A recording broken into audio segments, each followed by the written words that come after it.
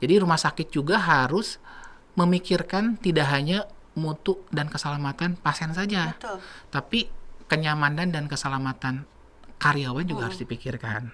Oleh karena itu rumah sakit harus memiliki program-program kerja yang mana itu mensupport atau mendukung untuk keselamatan dan kenyamanan karyawan. Halo sahabat Ramadi, selamat datang di podcast Sebar Sehat bersama Ramadi. Kali ini kembali lagi bersama saya Brenda sebagai host. Untuk podcast kedua kita kali ini, kita masih membahas tentang temanya rumah sakit ya.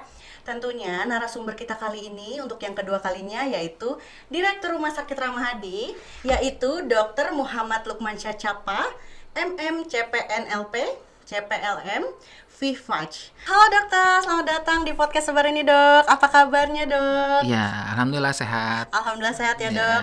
Nah kemarin kan kita udah kedatangan owner kita ya dok ya di podcast pertama kita. Nah kali ini kedatangan direkturnya langsung nih dokter Lukman ya. Nah menurut dokter gimana nih perasaannya udah punya podcast Ramahadi nih? Ya, alhamdulillah.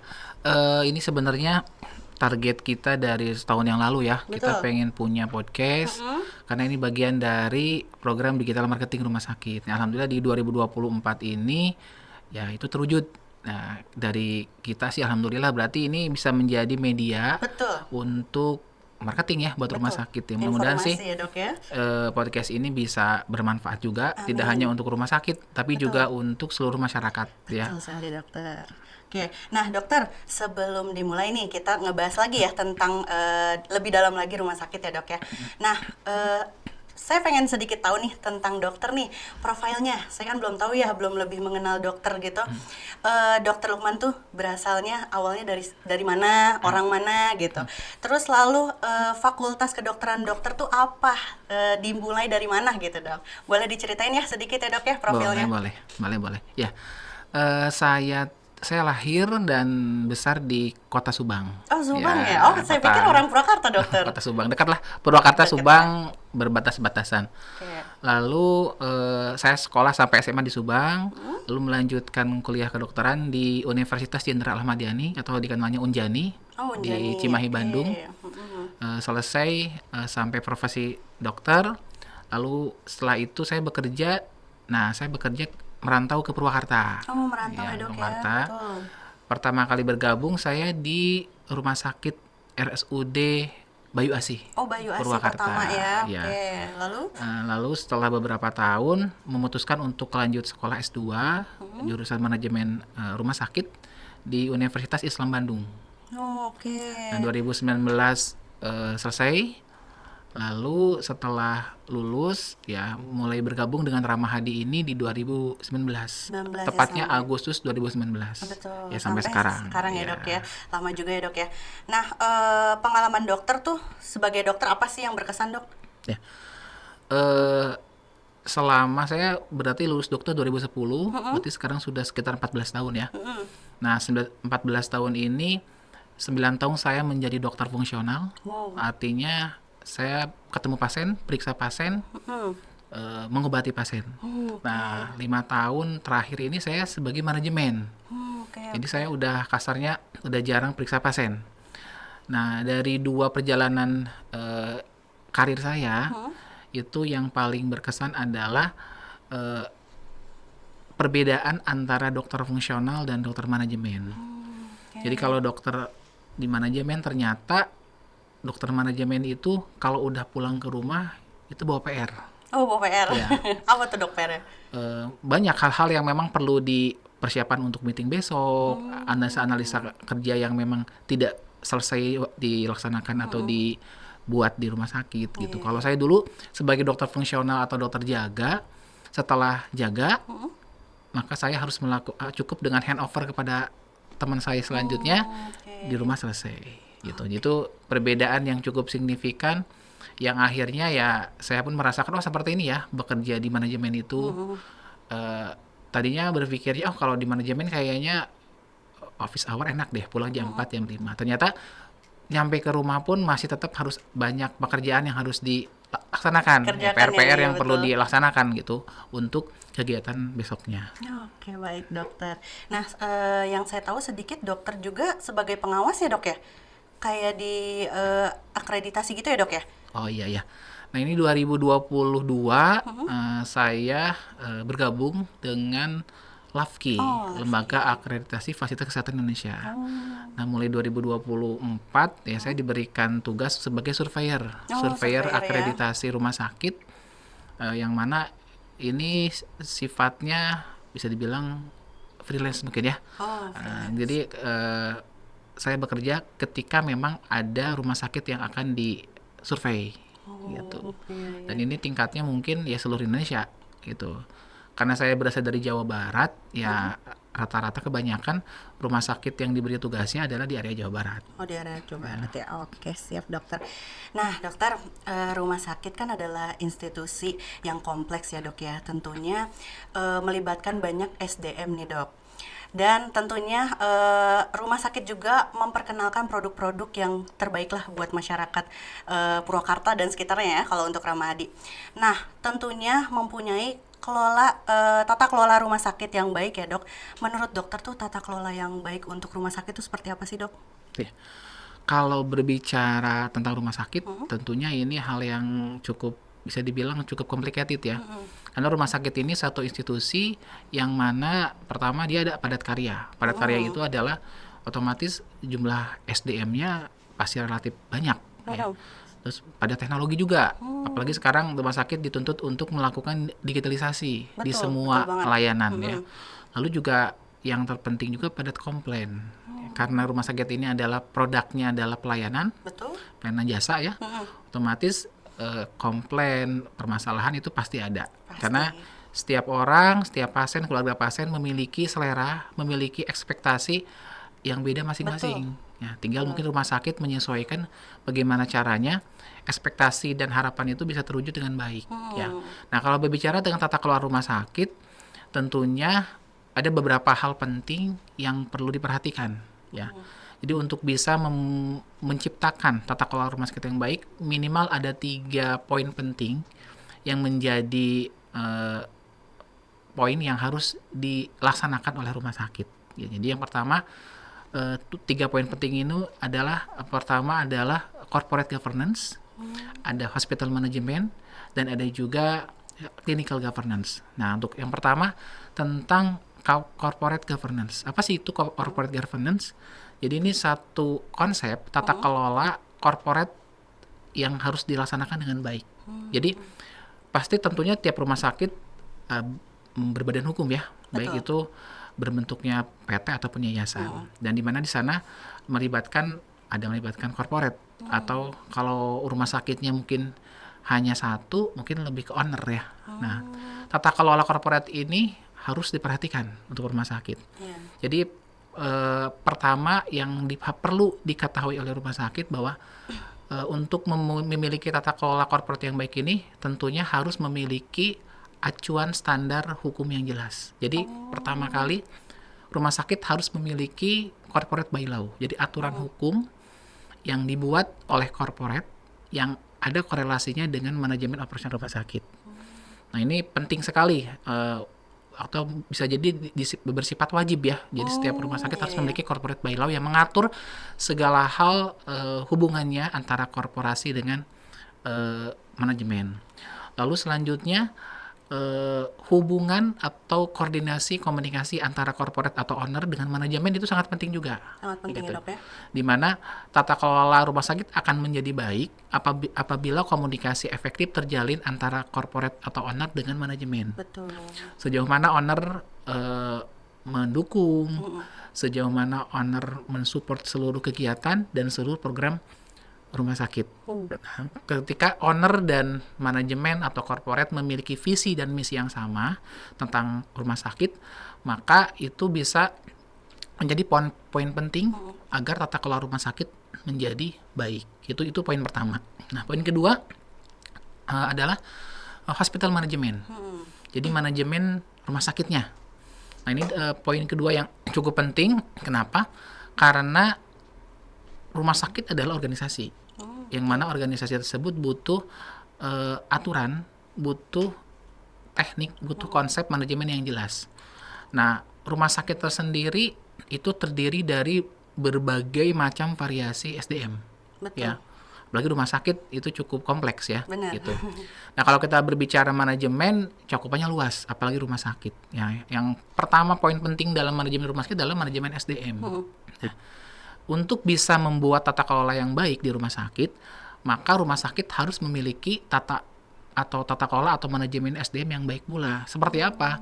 Rumah sakit harus memiliki standar, aturan, pertama tentang bagaimana sih aturannya tentang rekrutmen pegawai, bagaimana itu tentang selection atau seleksi pegawai, bagaimana tentang program orientasi pegawai, ada atau tidak program training development yang dilakukan oleh rumah sakit kepada karyawan.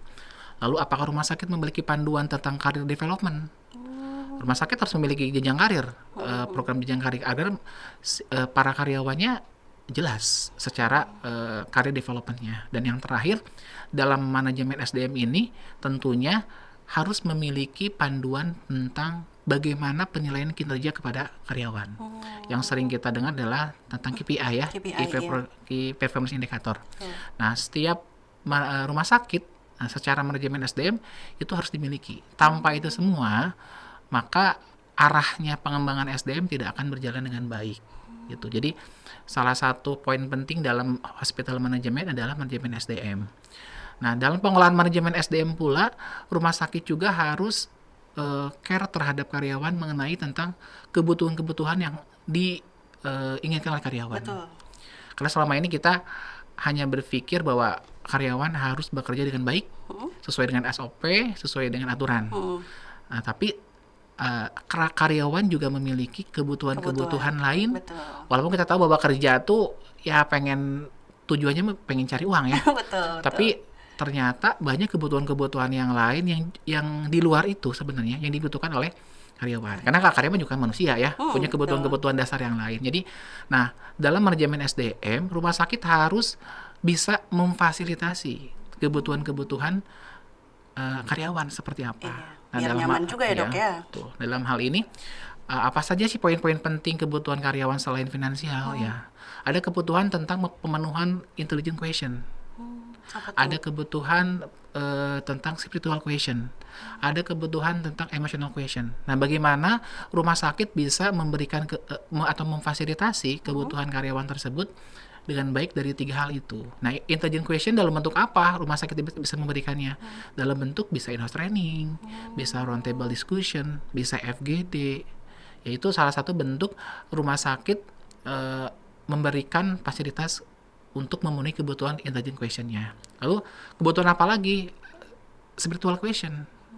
Ini kebutuhan spiritual karyawannya. Karena ya secara spiritual karyawan juga butuh itu gitu. Di tengah kesibukan dia bekerja, harus menghadapi komplainan dari berbagai pihak, keluhan juga. Apalagi rumah sakit itu nggak mungkin tidak pernah ada yang mengeluh. Karena rumah sakit tempatnya keluhan kan ya? Iya, betul. Pasien datang pasti dengan keluhan. Iya. Ada komplainan pelayanan pasti ada keluhan. Jadi setiap waktu pasti ada keluhan. Nah, itu untuk spiritual question ini bisa dalam bentuk program-programnya adalah ya pengajian, ya acara-acara religius yang lain.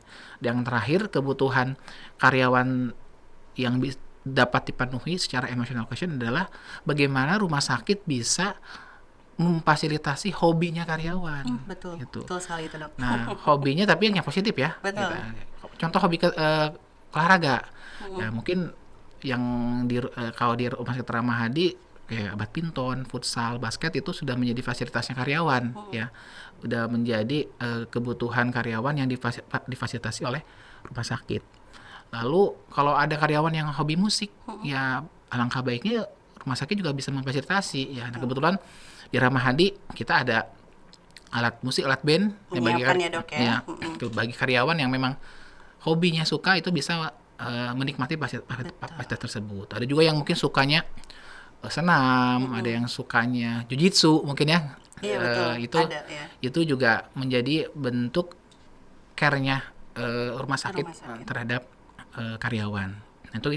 Itu kita berbicara salah satunya hospital management dari segi manajemen SDM. Nah, manajemen yang lain juga banyak, tidak hanya tentang manajemen SDM. Tentunya ada manajemen tentang manajemen mutu dan keselamatan. Jadi rumah sakit juga harus memikirkan tidak hanya mutu dan keselamatan pasien saja, Betul. tapi kenyamanan dan keselamatan karyawan juga harus dipikirkan. Oleh karena itu rumah sakit harus memiliki program-program kerja yang mana itu mensupport atau mendukung untuk keselamatan dan kenyamanan karyawan gitu kan. Contohnya di kita pertama karyawan wajib melakukan MCU. Itu salah satu bentuk care-nya rumah sakit terhadap karyawan gitu kan. Setiap hari menghadapi pasien-pasien, resiko-resiko kerja yang tinggi terhadap infeksi. Ya langkah baiknya rumah sakit juga harus care terhadap karyawan dengan melakukan MCU setiap tahun ya secara berkala gitu. Itu salah satu bentuk manajemen mutu dan keselamatan gitu. Terus selanjutnya apalagi kalau kita bicara tentang manajemen rumah sakit, ada juga manajemen strategi. Ya, setiap rumah sakit harus memiliki strategi bisnis, strategi mutu pelayanan gitu. Karena tanpa itu semua tata kelola rumah sakit tidak akan tercipta dengan baik gitu. Apa sih contohnya manajemen strategi itu? Ya salah satunya manajemen strategi dalam hal pelayanan itu apakah rumah sakit memiliki program customer loyalty program atau tidak gitu. Apa sih plusnya rumah sakit A, apa sih plusnya rumah sakit B, punya keunggulan apa sih? Nah itu salah satu bentuk manajemen strategi ya. Jadi itulah beberapa poin-poin manajemen yang memang harus dimiliki oleh rumah sakit agar terciptanya tata kelola yang baik. Dan yang terakhir, tadi kan satu corporate governance, kedua hospital management, yang ketiga adalah clinical governance. Apa itu? Itu adalah suatu prinsip tata kelola klinis di rumah sakit. Nah, karena produk pelayanan kita tuh adalah produk pelayanan dokter ya, otomatis pelayanan medis ya. Tentunya rumah sakit harus memiliki good clinical governance. Di rumah sakit harus memiliki aturan-aturan yang mengatur tentang pekerjaannya medis.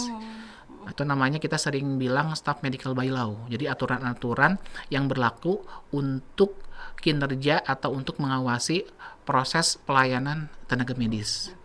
Selain itu juga rumah sakit selain memiliki staff medical by law, dia juga harus memiliki komite ya, seperti komite medis ya.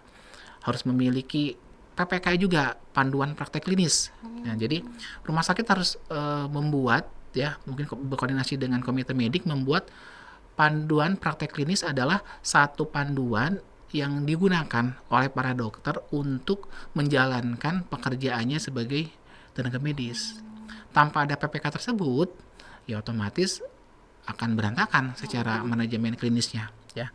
Jadi mungkin itu ya. Jadi 3 poin penting untuk agar tata kelola rumah sakit menjadi baik. Jadi yang pertama adalah good corporate governance, good hospital management, dan good clinical governance. Dari 3 itu, saya pikir dari ketiga poin itu kalau dijalankan dengan baik, dilaksanakan dengan baik dan diimplementasikan, akan tercipta suatu good hospital service, pelayanan rumah sakit yang baik. Nah, dari pelayanan kesehatan dari pelayanan rumah sakit yang baik akan tercipta 3 keuntungan buat rumah sakit. Yang pertama adalah keselamatan pasien terjaga. Yang kedua, udah pasti kepuasan pasien juga meningkat. Betul. Kalau 2 itu tercipta, ujung-ujungnya hospital profit atau revenue rumah sakit juga akan meningkat. Ya, jadi pentingnya membuat tata kelola rumah sakit yang baik itu karena akan berpengaruh besar terhadap seluruh kegiatan di rumah sakit. Berarti benar-benar sangat penting banget ya dok ya 3 poin itu ya. Mungkin kalau salah satunya kita nggak jalanin bisa goyang juga nggak sih dok? Betul, ya, pasti itu. Pasti goyang ya. Oke, nah setahu saya Rumah Sakit Ramahadi ini dok, itu usianya menginjak mau menuju 17 tahun ya dok ya. Kalau bisa dibayangkan sebagai manusia, itu berarti beranjak dewasa ya dok ya, beranjak remaja gitu. Nah, dan yang saya tahu Rumah Sakit Ramahadi ini ada slogannya. Nah, slogannya itu katanya Ramahadi Goes to Smart Hospital, betul dok? Betul, betul. Nah, Ya. menurut dokter apa sih itu dari Goes to Smart Hospital tuh apa dok? Ya. Jadi Ramahadi Go Smart Hospital ini mulai dikampanyekan di tahun 2022. Jadi ini satu bentuk kampanye atau satu bisa dibilang target ya, target Rumah Sakit Ramahadi ingin menjadi smart hospital di 5 tahun mendatang. Jadi targetnya di 2026. Ya mudah-mudahan sih sebelum 2026 itu bisa tercapai Bisa ya. tercapai Jadi Ramahadi Goes to Smart Hospital. Jadi harapan kami di Civitas Hospital Rumah Sakit Ramahadi ingin di maksimal tahun 2026 itu Rumah Sakit Ramahadi menjadi smart hospital. Yang jadi pertanyaan, smart hospital itu seperti apa? Nah, betul. Gitu kan? Kita kan sekarang seringnya mendengarnya smartphone sama smart Smart TV ya. Iya, Kalau dok. rumah sakit seperti apa sih smart hospital versinya Ramahadi Nah, atau kriterianya Ramahadi seperti apa? Nah, kita sudah merumuskan smart hospital versinya Ramahadi itu kita akan membuat target di 4 poin. Ya, pertama adalah dari sisi IT, dari sisi mutu pelayanan, dari sisi SDM, dan dari sisi keselamatan. Jadi 4 poin penting itu yang menjadi target Rumah Sakit Ramahadi untuk di 5 tahun mendatang. Dan Rumah Sakit Ramahadi dikatakan smart hospital ketika 4 poin itu tercapai. Ya, mungkin saya sedikit membahas 4 poin ini tuh apa aja sih. Betul. Gitu penjelasannya. Dari sisi IT, kita sudah tahu bahwa kalau udah namanya smart pasti IT ya. Berhubungan gitu. sama IT, Ya. betul. Nah, Rumah Sakit Ramahadi juga memiliki target bagaimana caranya dalam 5 tahun ke depan Rumah Sakit Ramahadi dapat mengintegrasikan seluruh kegiatan dan kegiatan pelayanan atau manajemen itu dengan IT. Mungkin yang sudah kita sekarang jalani adalah ada IMR ya untuk pelayanan. Ada juga aplikasi-aplikasi seperti Sikadi, Sistem Informasi Karyawan Ramahadi ya. Sehingga kalau untuk pengajuan cuti itu tidak perlu lagi manual, Betul. cukup masuk dengan aplikasi. Ada juga Simonik untuk sistem monitoring evaluasi laporan dari manajemen gitu. Nah, itu salah satu bentuk integrasi seluruh kegiatan rumah sakit lewat IT. Lalu poin kedua adalah tentang SDM. Nah, kita menginginkan SDM ini untuk menjadi smart hospital itu targetnya banyak. Yang pertama adalah nilai KPI. Jadi rata-rata nilai kinerja karyawannya harus target tertentu, ya. Lalu juga ini yang masalah penting adalah absensi. Absensi. Ya, diharapkan kalau dikatakan smart hospital berarti secara kedisiplinan karyawan juga baik ya, terutama masalah absensi. Itu juga menjadi faktor penentu juga apakah masuk kriteria smart hospital atau tidak. Lalu sisi SDM-nya adalah tentang banyaknya karyawan yang atau angka keminatan karyawan untuk melanjutkan sekolah. Kebetulan sekarang persentase perawat masih banyak yang D3. Nah, alhamdulillah dari 3 tahun ke belakang banyak para perawat yang sudah minat untuk lanjut sekolah ke S1 ataupun ke nurse. Nah, itu sebagai tolak ukur juga atau penilaian untuk smart hospital. Nah, itu berarti kan tadi IT, SDM. Nah, yang ketiga adalah tentang keselamatan. Nah, kita tentang safety-nya. Dilihat dari sisi pasien dan dilihat dari karyawannya. Ya, jadi Rumah Sakit Ramahadi tergolong smart hospital apabila ya satu, angka kecelakaan kerjanya kecil bagi karyawan. Lalu insiden keselamatan pasien untuk karyawannya juga pasiennya juga kecil juga. Ya, itu kita melihat dari sisi keselamatannya gitu. Dan yang terakhir adalah udah pasti dari mutu pelayanan ya. Nah, versinya smart hospital dari sisi mutu pelayanan adalah apa saja gitu. Itu yang pertama adalah angka kepuasan pasiennya. Nah, kita setiap bulan melaksanakan analisa angka kepuasan pasien lebih spesifik di tiap bagian.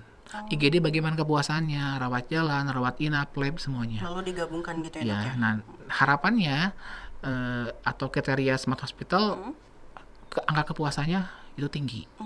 Gitu. Jadi 4 poin penting yang menjadi target rumah sakit 5 tahun ke depan adalah pengembangan IT, ya, peningkatan mutu pelayanan, pengembangan SDM, dan yang terakhir adalah dari sisi keselamatan pasien ataupun karyawan. Nah, kalau untuk upayanya yang sudah dilakukan tuh, selain itu gimana sih, Dok? Upaya agar targetnya tuh bisa tercapai gitu. Adapun upaya-upaya rumah sakit saat ini sampai sekarang tahun keempat mungkin ya, tahun keempat ya, kan 2022, 23, 24 ya. Sekarang mau masuk ke tahun keempat ya. Betul. Sudah banyak upaya-upaya yang kita laksanakan untuk mempercepat target sebagai smart hospital. Salah satunya adalah kita membuat program-program yang menunjang percepatan itu. Salah satunya ada program customer loyalty, program loyalitas untuk customer, ya. Iya.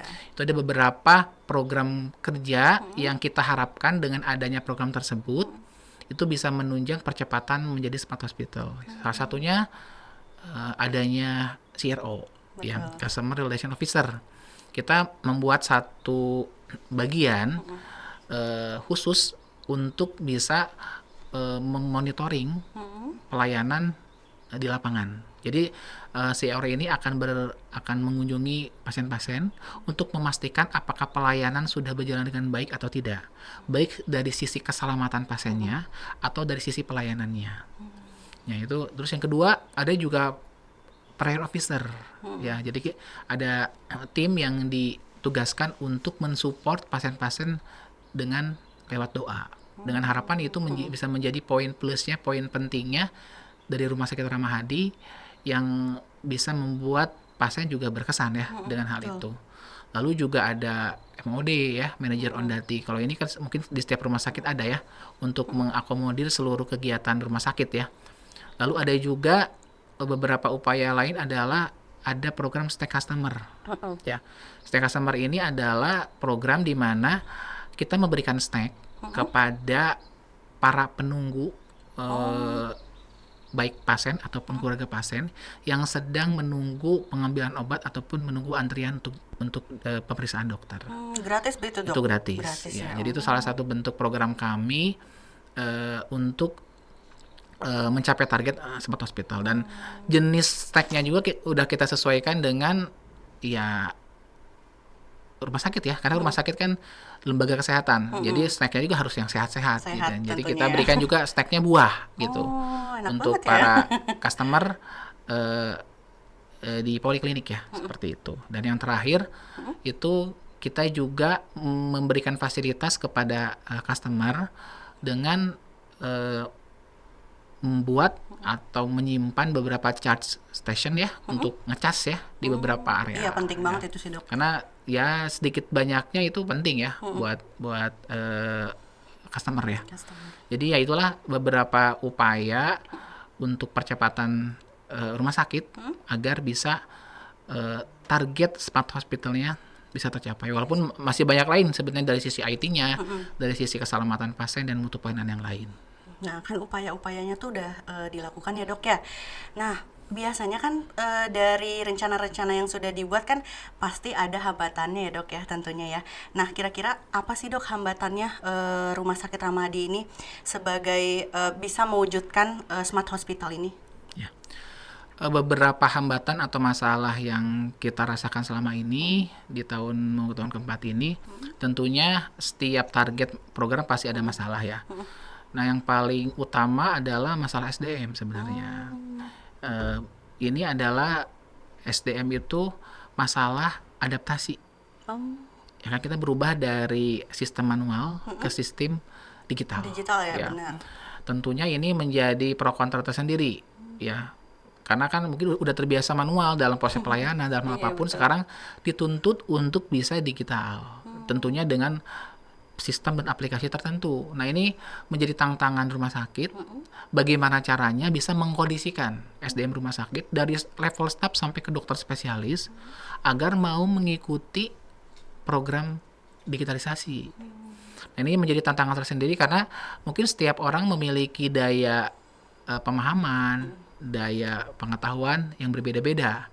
Sehingga ketika kita putuskan bahwa hari ini ya semua sudah dilakukan digitalisasi, ya, tapi tetap masih ada aja yang eh, nggak mau, ya masih ada yang mengeluh gitu. Tapi nggak apa-apa, itu proses ya. Betul. Dan saya yakin dengan kan ada istilah bisa karena biasa. Betul. Ya, mungkin nanti dengan terbiasa jadi bisa gitu. Iya. Jadi itu menjadi tantangan tersendiri buat kami untuk terus melakukan edukasi, melakukan monef kepada semua tim, semua unit ketika terjadi migrasi dari manual ke digitalisasi. Betul. Oke.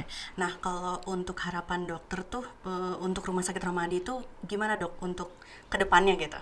Harapan besar dari kami ya selaku saya perwakilan dari manajemen ya, Rumah Sakit Ramadi bisa mencapai target sebagai smart hospital secepatnya, ya paling lambat di 2026. Jadi harapan besarnya adalah Rumah Sakit Ramadi menjadi smart hospital, yang mana smart hospital ini tentunya mementingkan 4 hal yang tadi, tentang IT-nya, mutu pelayanan, keselamatan, dan juga pengembangan SDM-nya. Dengan harapan Rumah Sakit Ramadi juga bisa terus meningkatkan pelayanan yang sesuai dengan visi misinya. Ya, karena visi misi Ramadi ini menjadi layanan yang paripurna atau memberikan pelayanan yang paripurna kepada masyarakat ya.